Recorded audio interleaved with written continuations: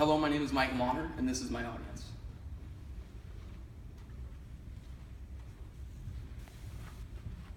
Do you feel more comfortable talking to a stranger online than you do talking to your own family member?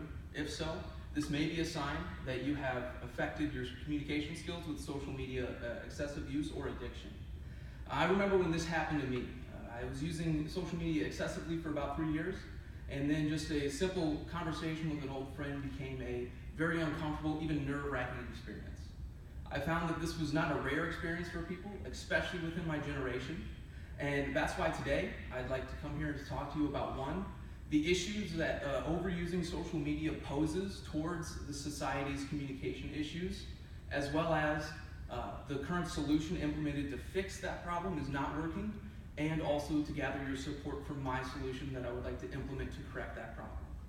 Now, how do we know that social media affects your communication skills? Well, we know that communication skills are like muscles in the body. When you don't use them, they shrink, and when you do use them, they can be tested and grow. But when you choose to supplement your face-to-face interaction with social media communication or screen communication, you are weakening your social skills, your communication skills. And this may seem like a harebrained idea to some of you, or maybe even a far-fetched, fathomed possibility, but it's actually supported by Stuart Walpert's psychological study done at UCLA. He found that the displacement of in-person social interaction by screen interaction seems to be reducing social skills. Now, we know that this problem is not going away. Throughout my research, all data I found was upward trending data, meaning as the popularity of social media grows, so does the risk of people hurting or even losing their current level of social skills.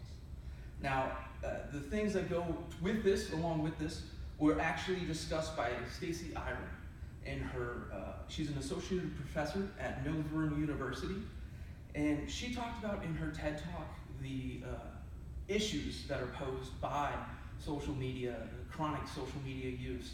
It has already changed the way we read and the way we think, and she has also noted a dramatic decrease in incoming students that get to her college classes. The social capabilities that they come in with has drastically dropped. She has noted that concern and vocalized it. Now, with such overwhelming evidence, obviously, we must have some sort of solution currently implemented to fix it, correct? Well, unfortunately, there are very few attempts to raise awareness about this issue. And in fact, the few attempts that are being made are underfunded, misguided, or just all around ineffective. Behind me, you can see some artwork from socialmediaaddiction.com. It is blunt, yet vague at the same time. It is too broad to be effective, and at no point does it make an attempt to relay the information to our youth that the activities they are doing are putting their social skills at risk. With that said, I always like to look at a few things that are being done. You know, not so many people want the burden of spreading this message. It is seen by some in society as a small price to pay to enjoy the innovations of technology of today.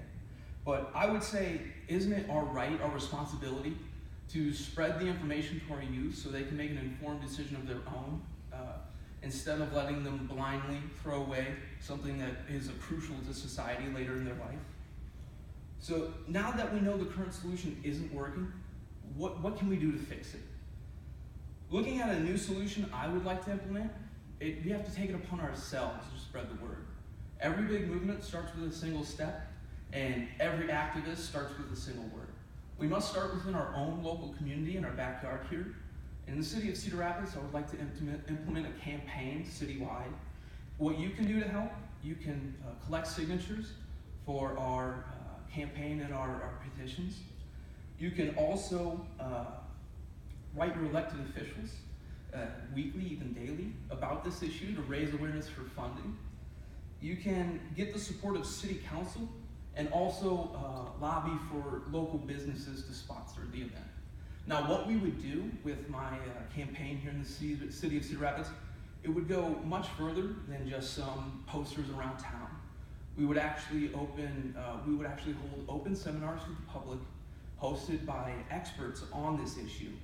They would detail and spread information to the public about what they are doing with social media use, just so they have the information. We would also obviously have several public service announcements run, but really unique thing about my campaign, we would need your support to launch an app. So even though an app would be social media of sorts, we're going to be fighting fire with fire almost. Our app will actually help encourage face-to-face interactions. What it will do is each user will have to verify a face-to-face interaction that they have with another user. They will then be rewarded by points.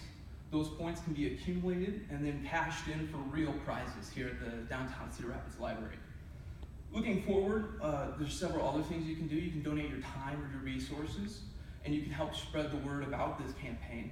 And I would also like to invite all of you to take the first step in participating in our Back to the Basics Challenge. What that is each person would go a week without using social media, and they would spend the time that they would use on social media having a face-to-face interaction with a family member, a friend, or a stranger. They would then monitor and collect their results. They would detail them in a social media post on that app that we plan to launch. And they would challenge 2 people to complete the challenge as well. Now, we've seen how successful this can be with things like the ALS challenge and stuff of that nature. So I believe that we can capture that trending popularity and make that grow. Now, I also like to compare this to the smoking risks. You know, a lot of people think, yeah, this might be an issue, but we have plenty of time to fix it. And I would disagree. The NCBI actually stated that smoking risks were first attached to health risks in 1939. But through lackadaisical anti-smoking campaigns, it was actually not until 1964 that we saw a decrease in the population of smokers. So I say that's why we need to attack this issue now, get ahead of the curve, so we can help the generation of tomorrow. Now, looking at another risk that excessive social media use brings, actually chronic social media addiction can affect your listening. And listening is actually by Communication Matters by Corey Floyd, edition 3, is listed as 54% of communication activities. So if you can't listen properly, you actually can't even do half of your communication skills properly. That's why looking forward, I always like to look to you and ask you, obviously now I hope you're aware of the issue that overusing social media brings to our communication skills. And I would also like to ask you, hopefully, that you would make efforts and that you would change your ways as well as the ways of the people around you so you can be more effective in communication. Things that you could do about this would be making the effort, making the jump, be the first to take the step. Every big movement starts with a single step, and I would invite you to take that step with me today. If you're not willing to do the effort, put in the effort for yourself. I would ask, hopefully you would put in the effort for your children, for the generation that will follow, so we can leave them a society that knows how to properly communicate, one of the crucial cornerstones of society. That's why we need to correct this social media effect on communication and make it an issue that we can attack.